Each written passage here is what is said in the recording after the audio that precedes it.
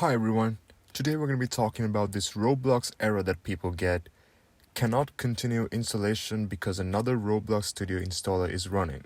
Alright, now before we begin, don't forget to like and subscribe. Now let's get into it. So the first solution to this problem is quite easy. So what you want to do is you search run in the search bar, or you can simply click Windows R on your keypad and it will open up your run.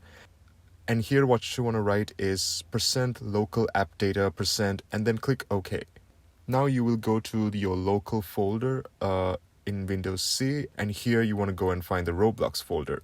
You can here I click R and the Roblox folder is there, and then you click versions, and then you click version dash whatever number is there again, and then you want to find Roblox player launcher.exe. Now what you want to do is double click and open this, and it will basically connect to Roblox and it will basically fix your issue. So if this doesn't work, your second solution is also pretty simple. For this second solution, what you want to do is you want to delete all your Roblox files and completely reinstall it from the get-go.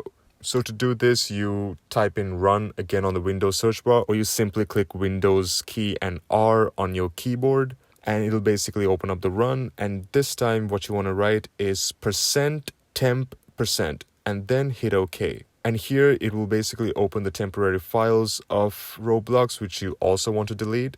You find Roblox folder and then you just simply delete it.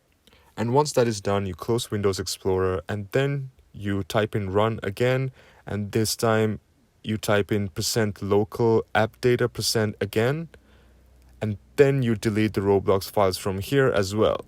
And that's pretty much it. It'll basically delete everything related to Roblox, and the last thing you want to do is you go to Windows and you type in Roblox and right click and click uninstall, and then under installed apps in the search apps you type in Roblox and then you click uninstall, and it'll basically show you a warning that will basically uninstall everything, and then it will be completely removed from your computer.